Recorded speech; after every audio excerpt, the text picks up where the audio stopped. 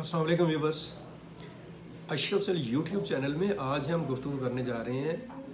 पाकिस्तान की जो पार्लिमानी जमहूरियत है उसके अमल में जारी मामलात पर। और तवील इंतज़ार के बाद सदर मुमलकत की तरफ से समरी भिजवाए जाने का इंतज़ार रहा कौमी असम्बली का इजलास बुलाने के लिए, लेकिन उन्होंने कौमी असम्बली का इजलास तलब नहीं किया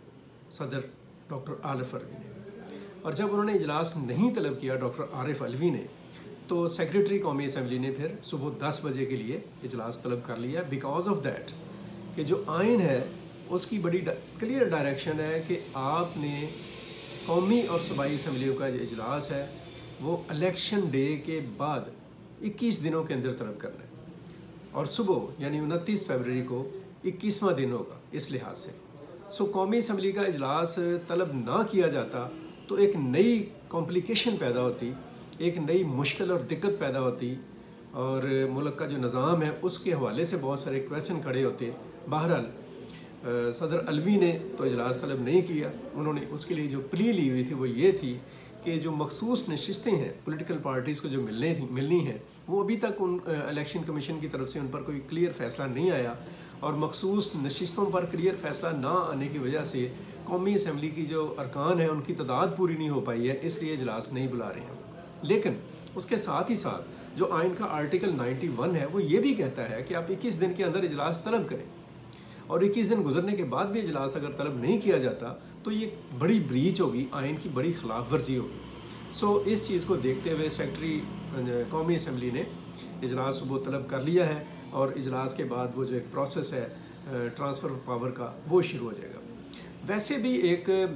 जो इसका दूसरा पहलू है वो ये है कि इजलास अगर नहीं तलब किया जाता तो पार्लिमानी अफेयर्स के ऊपर, मुल्क के पॉलिटिकल जो इश्यूज़ हैं उनके ऊपर एक और भी एक बुरा साया जौन सा आता है, जो पहले ही बहुत सारे आप कह सकते हैं कि एक मसाइल बने हुए हैं, मसाइलों में घिरा हुआ है पाकिस्तान या मुल्क जौन सा है, एक और मसला उसमें पैदा होता। बहरहाल जो भी हुआ इजलास तलब कर लिया गया। लेकिन ये इजलास तलब करने के साथ साथ जो दीगर पॉलिटिकल पार्टीज़ हैं, ख़ासतौर पर जो पीपल्स पार्टी के चेयरमैन हैं बिलावल भुट्टो ज़रदारी, उन्होंने कल ऐलान किया था कि आरिफ अलवी जो हैं, doctor Arif Alvi president of Pakistan, अगर वो इजलास तलब नहीं करते हैं तो उनके ख़िलाफ़ हम गद्दारी के 2 मुकदमात दर्ज कराएंगे। एक मुकदमा वो उस वक़्त का दर्ज कराना चाह रहे हैं जब अदम एतमाद हुआ था ex prime minister Imran Khan के ख़िलाफ़, और अदम एतमाद की तहरीक आने के बाद उन्होंने कौमी असम्बली को डिज़ाल्व करने की समरी भेजी थी सदर पाकिस्तान ने, जो कि नहीं भिजवाई जा सकती अदम एतमाद आने के बाद। और दूसरा उन्होंने कहा कि इस इशू के ऊपर कि आइनी तकाजे के मुताबिक सदर मुमलकत का ये फ़र्ज़ बनता है और ज़िम्मेदारी बनती है कि वो 21 दिन के अंदर इजलास बुलाएँ, लेकिन उन्होंने इजलास नहीं बुलाया। इजलास बुलवाने के लिए इलेक्शन कमीशन की तरफ से सदर मुमलकत को 2 बार रिक्वेस्ट भेजी गई, लेकिन दोनों बार उन्होंने उस रिक्वेस्ट पर कोई पॉजिटिव रिस्पांस नहीं दिया। अब ये बाद की बात है कि वो इस मामले में कहाँ तक जाते हैं, ये उनके ऊपर मुकदमा दर्ज होते हैं या नहीं होते हैं। लेकिन सवाल ये पैदा होता है कि हमारे जो सियासतदान हैं और हमारी जो सियासी पार्टीज़ हैं उनकी जो पॉलिटिकल, जिसे कहा जा सकता है कि एक उनके अंदर जो पोलराइजेशन आ गई हुई है, और उस पोलराइजेशन ने हमारे इदारों तक को गहना दिया। अब देखें ना, ऐवान सदर है, वो अपनी जगह पे एक डिग्निटी है, पाकिस्तान रियासत पाकिस्तान के सरबराह हैं सदर मुमलकत, और उनकी ज़िम्मेदारियाँ भी, उनका तकाजा यही है कि उसी लेवल पर बात करें, उसके मुताबिक ही उनकी परफॉर्मेंस होनी चाहिए। लेकिन ऐसा देखा गया है पिछले 5 साल के दौरान कि ऐवान सदर से या सदर जो प्रेसिडेंट हाउस है वहाँ से ऐसे सिग्नल्स मिले और ऐसे इशारे मिले जिनमें सियासी, आप कह सकते हैं कि झुकाव और सियासी एक तरह की जानबदारी जो है वो दिखाई दी। कई दफ़ा ऐसा भी हुआ कि ऐसा महसूस हुआ कि सदर मुमलकत जौन से हैं वो एक पार्टी के जो चेयरमैन हैं उनकी खुशनुदी को मद्देनज़र रखते हैं, जबकि उन्हें अपने मुल्क और अपनी रियासत की खुशनुदी को मद्देनज़र रखना चाहिए था। ये चीज़ें हैं, बहरहाल मौजूद है। जहाँ तक रहेगी बात मखसूस नशिस्तों की, तो उसके ऊपर पॉलिटिकल पार्टीज़ के दरमियान एक कानूनी इख्तलाफ मौजूद है। जो सुन्नी इत्तेहाद कौंसिल है, जिसमें PTI के हमायत याफ्ता आज़ाद अरकान अभी शामिल हुए हैं इलेक्शन के बाद, सुन्नी इत्तेहाद कौंसिल ने एक 26 फरवरी को ख़त लिखा था चीफ इलेक्शन कमीशन को, और उस ख़त में उन्होंने इलेक्शन कमीशन से कहा था कि हम चूँकि एक पॉलिटिकल पार्टी के तौर पर इलेक्शन में हमने हिस्सा नहीं लिया, इसलिए हम मखसूस नशिस्तों के लिए उम्मीदवार नहीं हैं। ये ग़ालिबन सारी वो पॉलिटिकल पार्टीज़ इंटीमेशन देती हैं जिन्होंने इलेक्शन में हिस्सा नहीं लिया होता। तो सुन्नी इत्तेहाद कौंसिल जो है उसने ये जो मौजूदा इलेक्शंस हैं उनमें एज ए पॉलिटिकल पार्टी, वो रजिस्टर्ड तो हैं लेकिन एज ए पॉलिटिकल पार्टी उन्होंने इलेक्शन में हिस्सा नहीं लिया। इवन जो सुन्नी इत्तेहाद कौंसिल के जो सरबराह हैं साहबजादा उनका रज़ा, उनका क्या उन्होंने भी खुद जो इलेक्शन लड़ा वो आज़ाद हैसियत में इलेक्शन लड़ा,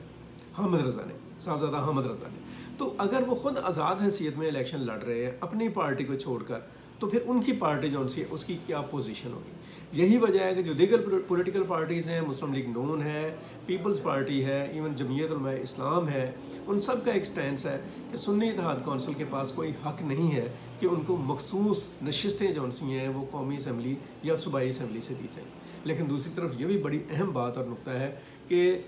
जो मखसूस नशिस्तें हैं वो बड़ा अहम किरदार अदा करेंगी जो 9 मार्च से पहले सदारती इलेक्शन हो रहा है।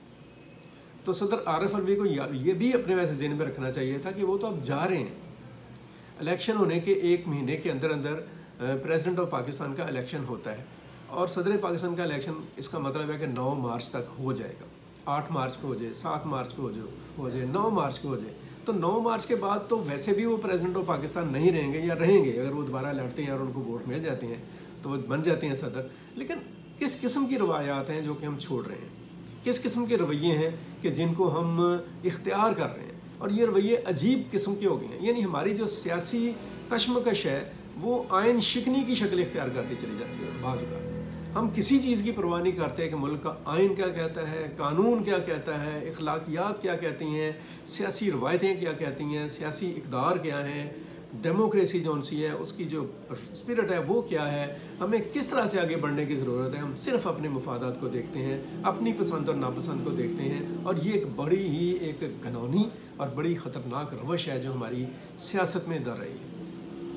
है तो पहले से, लेकिन इसमें वक्त के साथ साथ कमी आने के बजाय इसमें शिद्दत आती जा रही है, और ये शिद्दत जौन सी है ये बहुत तबाहकुन साबित होगी अगर इसमें काबू ना पाया गया। मैं सिर्फ ये बात कहूँगा कि किसी को भी गद्दार कहना या ना कहना, इससे बालातर होकर किसी के ऊपर आइन शिकनी का इल्ज़ाम लगाना या ना लगाना, इससे हट कर जो पॉलिटिकल फोर्सेस हैं, जो सियासी जमातें हैं,